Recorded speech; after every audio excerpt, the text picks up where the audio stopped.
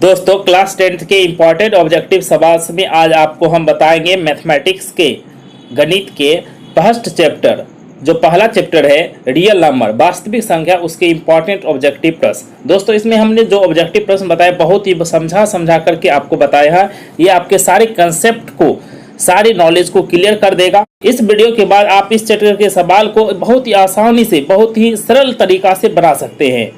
तो इस वीडियो में जो हमारा टारगेट है वो है 1000 लाइक्स का। तो हमें 1000 लाइक्स कम से कम दे, क्योंकि आपका हर एक लाइक्स हमें एक नई मोटिवेशन देता है एक नई वीडियो को बनाने का। और इस वीडियो को अपने उन सभी दोस्तों से शेयर करें जो इस बार क्लास 10th का बोर्ड एग्जाम देने जा रहे हैं। तो आइए इस वीडियो को शुरू करते हैं। तो नमस्कार दोस्तों, मैं हूं प्रशांत। स्वागत है आप सभी का सक्सेस प्लेस में। दोस्तों पहला जो सवाल है हमारा 11.23564, जहां 564 के ऊपर रेकरिंग का चिन्ह लगा हुआ है कि ये बार बार हमारा रिपीट होगा। तो जो संख्या है हमारा 11.23564, फिर हमारा ये रिपीट होगा 564, फिर हमारा रिपीट होगा 564। इस तरह से ये हमारा अनंत तक चलता रहेगा।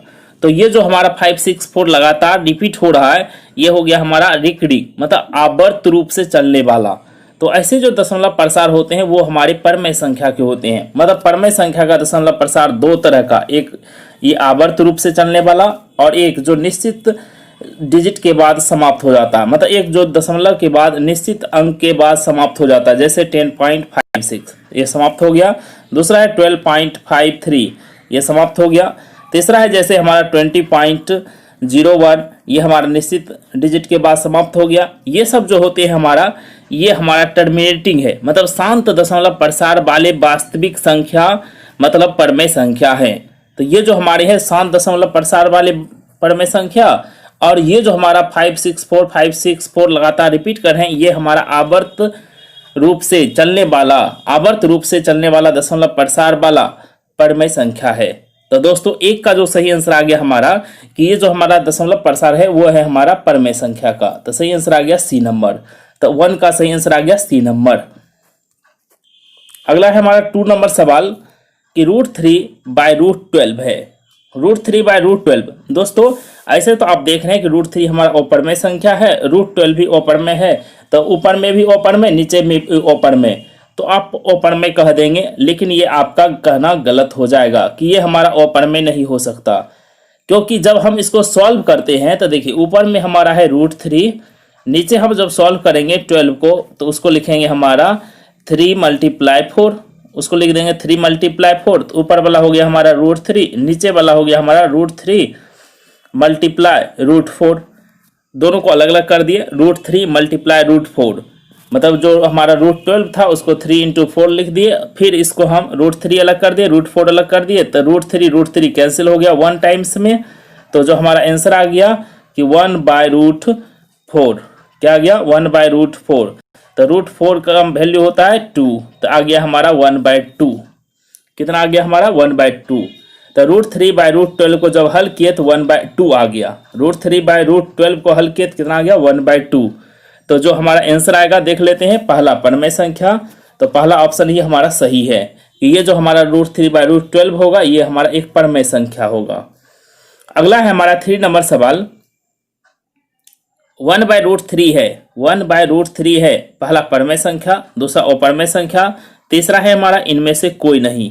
दोस्तों 1/√3 1 तो हमारा ऊपर में एक पूर्णांक संख्या है, √3 हमारा जबकि अपरमेय संख्या है। तो 1 को हम ऊपर में जो है उसको पूर्णांक संख्या या परमेय संख्या मान लें, लेकिन नीचे जो हमारा √3 है अपरमेय संख्या है। तो 1/√3 भी हमारा क्या हो गया अपरिमेय संख्या, क्योंकि हम परमेय में या कहें पूर्णांक में अपरमेय संख्या से भाग देंगे तो हमेशा हमें एक अपरमेय संख्या मिलेगा, और परमेय संख्या से अपरमेय को गुना भी करेंगे तो हमेशा हमें एक अपरमेय संख्या मिलेगा। तो 1/√3 क्या है हमारा एक अपरमेय संख्या। देखिए कौन सा ऑप्शन सही है। तो पहला नंबर है परमेय संख्या, दूसरा नंबर है हमारा अपरमेय संख्या। तो सही आंसर आ गया कि अपरमेय संख्या है। तो 1/√3 क्या है हमारा एक अपरमेय संख्या है। तो 1/√3 क्या है वो अपरमेय संख्या है। तो 3 का सही आंसर आ गया बी नंबर। तो दोस्तों इस वीडियो पे जो हमारा टारगेट है 1000 लाइक्स का, दोस्तों इस वीडियो पर हमारा टारगेट 1000 लाइक्स का जरूर पूरा करें, क्योंकि आपका हर एक लाइक्स हमें एक नई मोटिवेशन देता है एक नई वीडियो को बनाने का। और इस वीडियो को अपने सभी दोस्तों से शेयर करें। तो अगला सवाल जो हमारा 4 नंबर कि √2 है। दोस्तों √2 है, तो √2 को तो आप कई बार प्रूफ कर चुके हैं कि √2 का जो हमारा वैल्यू आता है वो एक नॉन टर्मिनेटिंग आता है। मतलब इसका डेसिमल प्रसार लिखें तो 14141 इस तरह से ये लगातार जो है हमारा ये अनंत तक चलते रहेगी, अनंत तक चलते रहेगी। तो जो हमारा डेसिमल प्रसार न तो आवर्त रूप से चलती है, मतलब आवर्त रूप से नहीं चल रही है, ये हमारा अनंत रूप से, अनावृत्ति रूप से, मतलब कोई इसमें डेसिमल जो है हमारा मतलब डिजिट रिपीट भी नहीं करेगा। और ये हमारा दशमलव प्रसार अनंत तक चलती रहेगी। कहाँ तक? अनंत तक चलती रहेगी। तो वही बोल रहा है कि √2 है हमारा, पहला है पूर्णांक संख्या, दूसरा है हमारा एक अपरमेय संख्या, तीसरा है हमारा एक परमेय संख्या और चौथा है इनमें से कोई नहीं।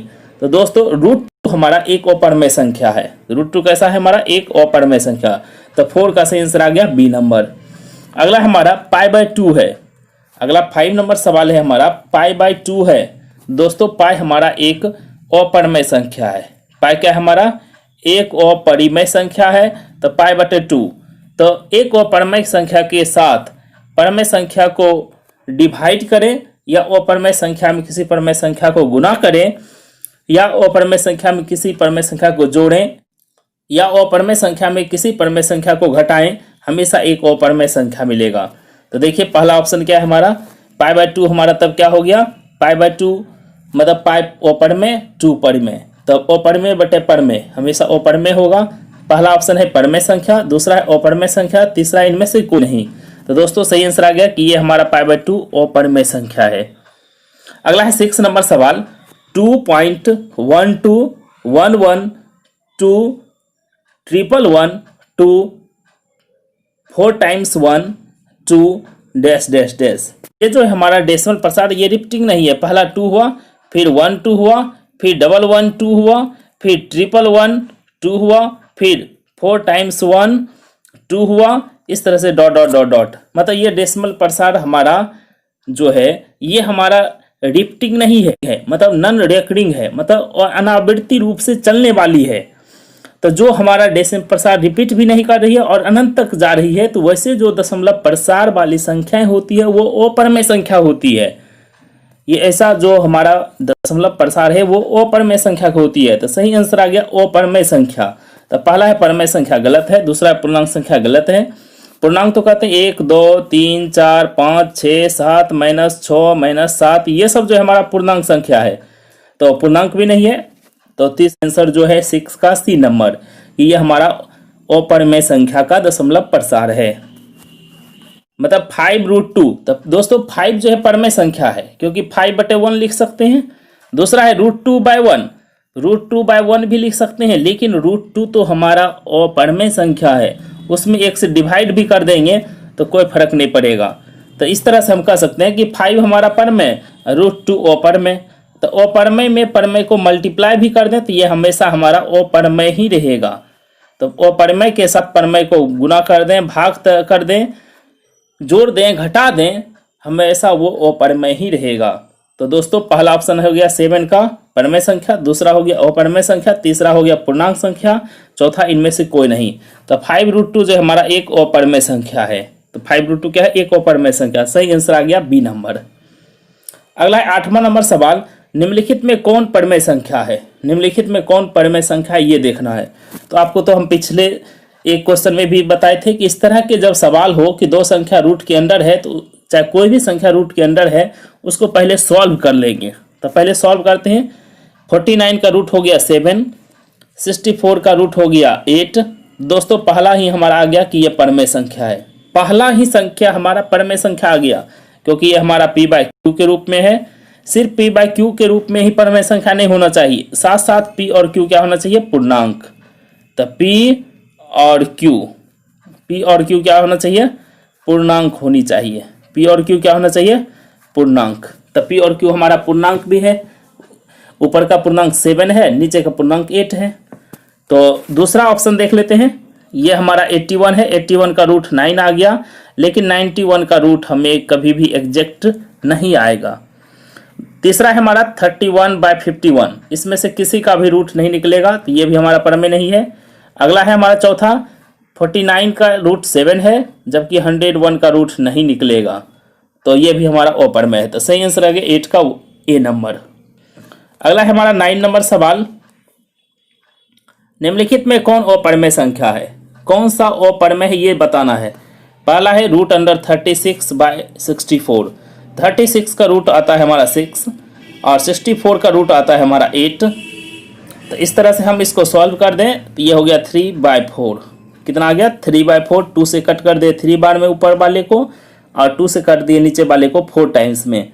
तो 3/4 एक परमेय संख्या है क्योंकि ये p/q के रूप में है और ऊपर वाला p का वैल्यू जो 3 पूर्णांक है और नीचे q का वैल्यू 4 वो भी पूर्णांक है। अगला जो है 9 का बी नंबर में कि 1/81, तो 1 का रूट 1 होगा, 81 का रूट 9 होगा, ये भी p/q में है और pq पूर्णांक है, तो ये भी हमारा परमेय संख्या हो गया।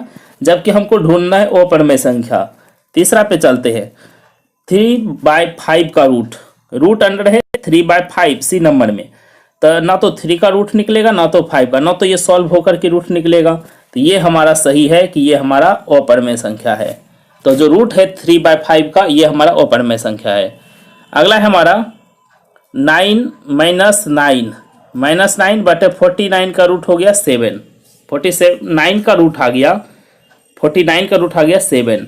तो ये जो हमारा डी नंबर है कि -9/7 कितना हो गया? -9/7। तो ये हमारा -9/7 ये भी परमेय संख्या है। तो सिर्फ और सिर्फ एक ही अपरमेय संख्या आया, वो है 9 का सी नंबर, वो है 9 का सी नंबर। तो सही आंसर जो आ गया 9 का सी नंबर। अगला है 10 नंबर सवाल, इनमें से कौन सी संख्या अपरमेय है? कौन सी संख्या जो है इसमें अपरमेय है? पहला है √9, तो √9 जब हल करेंगे तो ये आ जाएगा कितना? √9 जब हल करेंगे तो ये 3 आ जाएगा। तो जो कौन अपरमेय संख्या है? तो √9 = 3, तो ये हमारा अपरमेय संख्या नहीं है क्योंकि 3 को हम 3/1 लिख सकते हैं, क्योंकि 3 को हम क्या लिख सकते हैं? 3/1। तो ये p/q के फॉर्म में है, p का वैल्यू 3 जो कि एक पूर्णांक है, q का वैल्यू 1 वो पूर्णांक है। अगला बी नंबर में है √20, तो √20 को जब हम सॉल्व करेंगे तो 20 को लिख देंगे 4 × 5, तो 4 का रूट निकल जाएगा 2, लेकिन 5 का रूट हल नहीं होगा, तो 2√5 हो गया। ये भी हमारा एक क्या है? अपरमेय संख्या, क्योंकि 2 परमेय है लेकिन √5 अपरमेय है, तो मल्टीप्लाई करेंगे दोनों को अपरमेय मिलेगा। अगला है √25, तो √25 मतलब 5, √25 मतलब 5, तो जबकि 5 हमारा क्या है? एक परमेय संख्या है। तो 25 का रूट जब निकाले 5 तो ये हो गया 5/1, तो क्या हो गया? एक परमेय संख्या। तो सिर्फ और सिर्फ √20 जो है यही हमारा अपरमेय आया है अभी तक में। अब लास्ट चेक कर लेते हैं डी नंबर √49, तो ये हो जाएगा हमारा 7, तो 7 एक परमेय है क्योंकि 7/1 लिख सकते हैं, p/q में है और ऊपर 7 पूर्णांक है और नीचे 1 वो भी पूर्णांक है। तो सही आंसर आ गया 10 का बी नंबर। सही आंसर आ गया 10 का बी नंबर कि जो हमारा √20 है एक अपरमेय संख्या है। अगला है 11 नंबर सवाल। अगला है हमारा 11 नंबर सवाल 5.233 ... चलते रहेगा, मतलब हमारा 5.2 लिख दिए, उसके बाद 3 में डॉट लगा दिए कि 3 हमारा चलते रहेगा। तो ये क्या हो गया? आवर्ती हो गया कि हमारा 3 जो है आवर्त रूप से चल रहा है, मतलब 3 हमारा बार बार रिपीट कर रहा है। तो जब एक रिपीटिंग डेसिमल प्रसार हो तो वो जो हमारा दशमलव प्रसार होता है वो परिमेय संख्या को होता है। वो दशमलव प्रसार किसका होता है? परमेय संख्या का। तो ये जो दशमलव प्रसार हो गया ये हमारा परमेय संख्या का हो गया। तो किसका हो गया? परमेय संख्या का, जो लगातार रिपीट कर रहा है 3 के रूप में।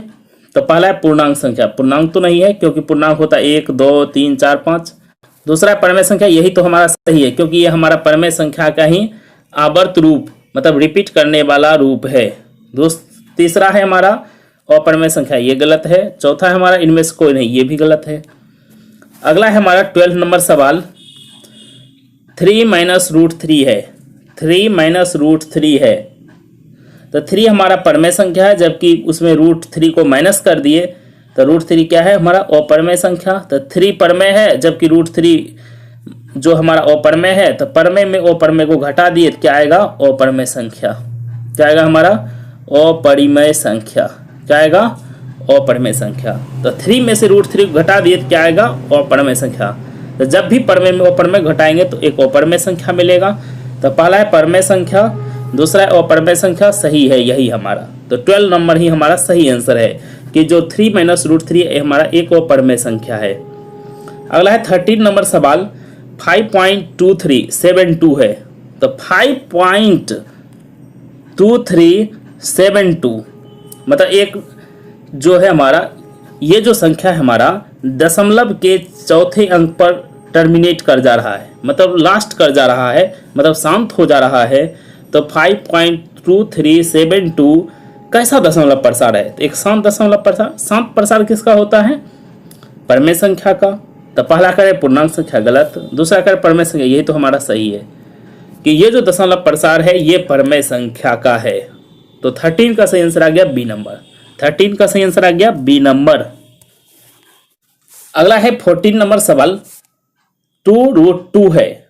2√2 है तो 2 हमारा क्या है परमेय, फिर उसमें √2 को मल्टीप्लाई कर दे तो √2 क्या है अपरमेय। तो परमेय में जब अपरमेय को मल्टीप्लाई कर देंगे तो वो बन जाएगा अपरमेय संख्या। वो क्या बन जाएगा? अपरिमेय संख्या। क्या बन जाएगा वो? अपरिमेय संख्या। तो देखिए पहला ऑप्शन है एक परमेय संख्या, दूसरा है अपरमेय संख्या। तो √2 तो 2√2 क्या है हमारा? एक अपरिमेय संख्या।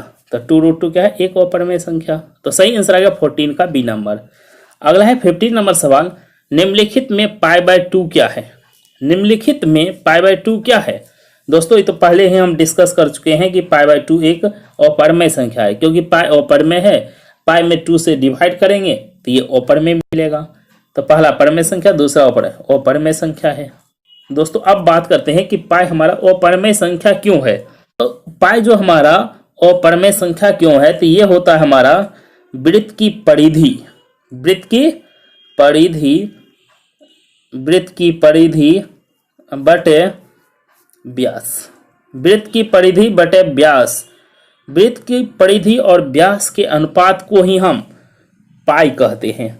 तो वृत्त की परिधि मतलब एक छोटा वृत्त लेंगे, परिधि छोटा होगा, एक बड़ा वृत्त लेंगे, परिधि बड़ा होगा, और बड़ा वृत्त लेंगे, परिधि और बड़ा होगा।